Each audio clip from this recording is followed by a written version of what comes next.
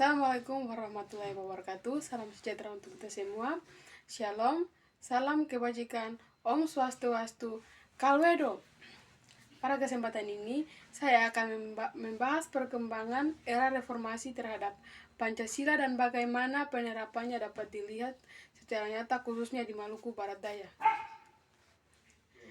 Seperti kita ketahui, Pancasila adalah dasar negara dan pedoman hidup bangsa Indonesia. Ia bukan hanya sebuah simbol atau rangkaian kata, tetapi menjadi arah dan berbangsa dan bernegara sejak era reformasi tahun 1998. Indonesia mengalami banyak perubahan, baik di bidang politik, sosial, maupun ekonomi. Pertanyaan pentingnya adalah, sejauh mana nilai-nilai Pancasila tetap hidup dan berkembang di tengah arus reformasi tersebut? Nah, mari kita bahas satu persatu. Perkembangan era reformasi terhadap Pancasila. Sila pertama, ketuhanan yang Maha Esa. Di era reformasi kita menyaksikan kebebasan beragama semakin terbuka, masyarakat lebih bebas mengekspresikan keyakinannya. Pemerintah memberi ruang yang lebih luas bagi kehidupan beragama. Namun kebebasan ini juga menghadirkan tantangan. Kita melihat masih adanya intoleransi, bahkan benih-benih radikalisme yang bisa mengancam persatuan. Oleh karena itu, Pancasila menuntun kita untuk menjaga kerukunan, saling menghormati, dan menguatkan sikap toleransi.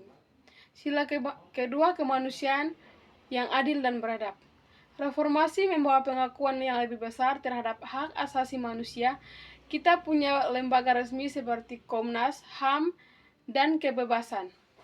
Nah, kebebasan berserikat dan ruang untuk mengkritik pemerintah tanpa takut. Namun, tantangan tetap ada. Diskriminasi sosial, ketidakadilan, hingga kasus-kasus pelanggaran HAM masih terjadi. Artinya perjuangan mewujudkan kemanusiaan belum selesai. Sila ketiga, persatuan Indonesia. Reformasi melahirkan desentralisasi dan otonomi daerah. Daerah kini punya kewenangan lebih besar untuk pengurus wilayahnya. Hal ini baik karena bisa membuat pembangunan lebih merata. Namun, di sisi lain muncul juga tantangan berupa politik, identitas, dan potensi disintegrasi. Nah, nilai persatuan dalam Pancasila mengingatkan kita bahwa meskipun berbeda suku, agama, maupun daerah, kita tetap satu bangsa Indonesia. Sila keempat, kerakyatan yang dipimpin oleh hikmat kebijaksanaan dalam permusyawaratan perwakilan. Demokrasi menjadi salah satu hasil besar dari reformasi. Kita bisa memilih presiden, kepala daerah, dan wakil rakyat secara langsung. Partai politik tumbuh bebas. Nah, masyarakat bisa ikut serta dalam politik tanpa ada rasa takut. Tetapi kenyataannya demokrasi kita tidak selalu berjalan mulus. Masih ada praktik politik, uang, konflik kepentingan, bahkan korupsi. Nah, di kalangan elit, tantangan ini meningkatkan kita bahwa demokrasi sejati bukan sekedar memilih, melainkan juga bermusyawarah dengan bijaksana dan kepentingan rakyat. Sila kelima, keadilan sosial bagi seluruh rakyat Indonesia. Nah, reformasi membuka kesempatan bagi pemerataan pembangunan daerah-daerah yang dulu terpinggirkan mulai mendapat perhatian.